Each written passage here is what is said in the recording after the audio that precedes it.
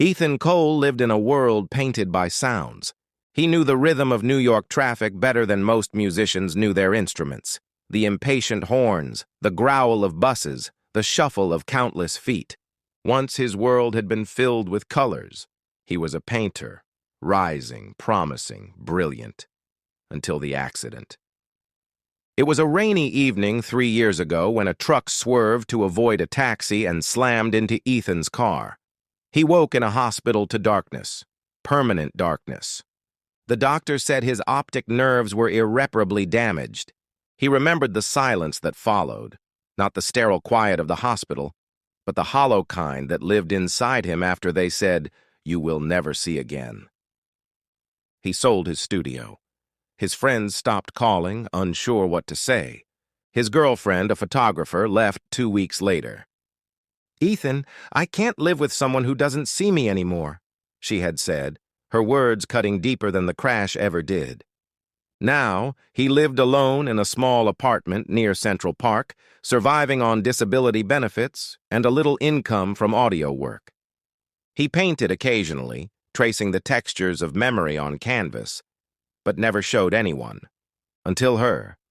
Clara Hayes was a nurse at St. Vincent's Hospital, 32, kind to a fault, and lonelier than she'd ever admit.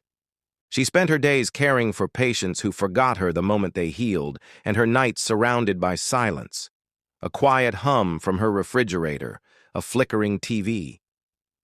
Her last relationship had ended when her fiancé confessed he couldn't marry someone who worked night shifts with dying people.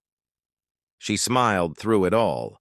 That was Clara's way, to serve, to care, even when no one cared for her.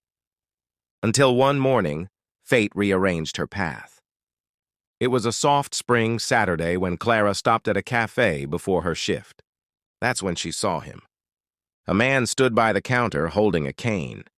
The barista called, "Medium latte for Ethan." But he didn't move. His hand hovered in the air. Without thinking, Clara approached. "Here," she said gently, guiding his hand to the cup. He smiled faintly. "Thank you. I'm still getting used to everything." "You're blind?" "Completely," he said calmly. "I'm Clara," she replied. "I'm a nurse." "Ethan," he said. "Used to be an artist." They talked for a few minutes about coffee, weather, art. When he spoke about painting, his words painted pictures in her mind. As they parted, he said, "You have a kind voice, Clara. It's warm." She blushed. For the first time in years. They met again and again, sometimes by accident, sometimes by design. Clara found herself visiting that cafe on her off days, secretly hoping Ethan would be there. He usually was. One afternoon, she asked, "Do you still paint?" "Not really," he said. "What's the point?" "I can't see the canvas." "Maybe you don't need to see it," she said softly. "Maybe you can feel it." Ethan chuckled. "Feelings don't make colors." "But they make art," she whispered. That night, Ethan touched his old brushes again. His hands trembled as he dipped one into paint, guided only by memory and Clara's voice echoing in his heart. Over the next weeks, Clara became his eyes. She described the city, the pink sky at dusk, the shimmer of rain on pavement, the laughter of children in the park. She painted with words, and he translated them into emotion. "Your hair," he said one day. "It sounds red." She laughed. "Sounds red?" "Yes, warm, bright, like autumn leaves in sunlight." He began painting again, swirling colors and feelings. A friend submitted his work to a gallery anonymously.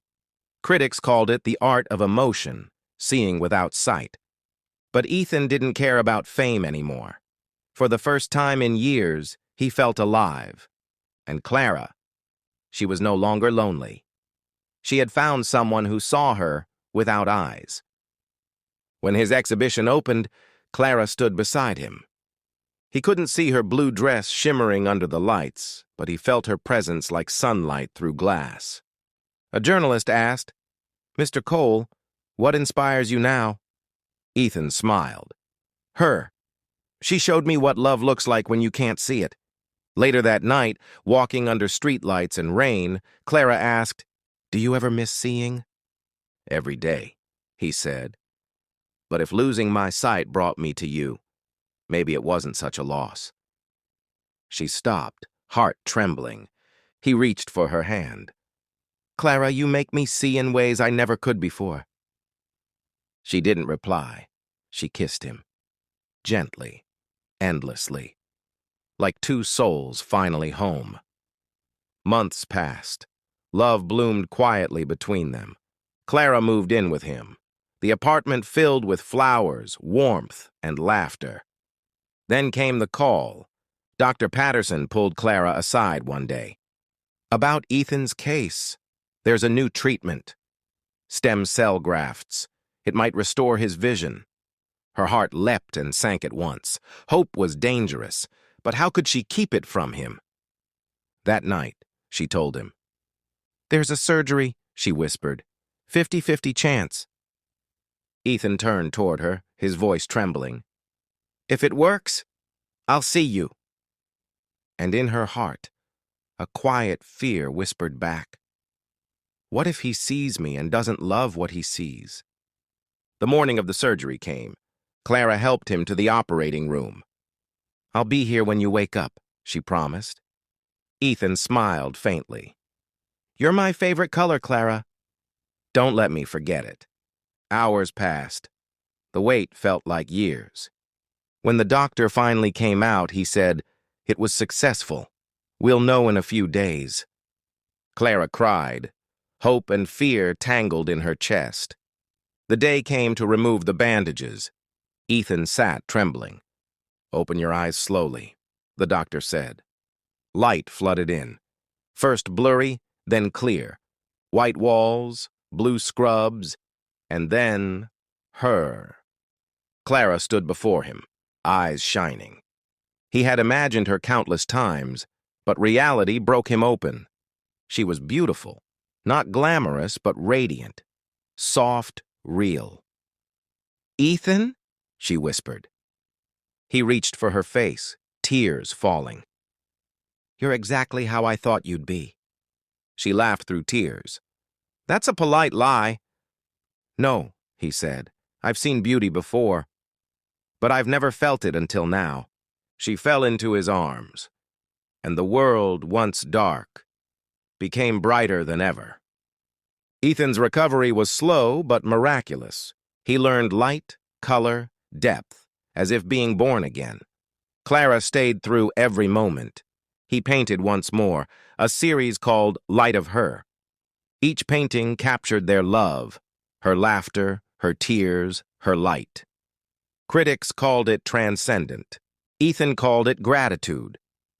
One evening, as the sun set behind skyscrapers, he held her close. "Do you know what the first thing I truly saw was?" She smiled. "What?" "You, waiting for me. You were the light after the longest night." Clara leaned into him. "And you taught me that love isn't about who saves who. It's about seeing each other, with or without eyes." A year later, Ethan's biggest exhibition opened. The title, Blind Love. Each painting told their story. A blind artist who found sight through love, and a lonely nurse who learned to be seen. At the center hung a portrait of Clara, bathed in light and color. Beneath it, a small inscription read, "To Clara, the one who taught me to see." As applause filled the room, Ethan turned to her and smiled. "Do you still think feelings don't make colors?" She laughed. "Maybe they make the brightest ones." And under the hum of the city, surrounded by art born from darkness, they kissed, a quiet, endless kiss that said everything love ever could. Love doesn't always fix what's broken, but it can teach us to see the world and ourselves in ways we never imagined. True love isn't about sight. It's about vision, the kind that lives in the heart. If this story touched your heart, Don't forget to like, share, and subscribe for more heartwarming stories. And tell us in the comments, what did you feel when love helped Ethan see again? Thank you for listening. Until next time, stay kind, stay hopeful, and never stop believing in love.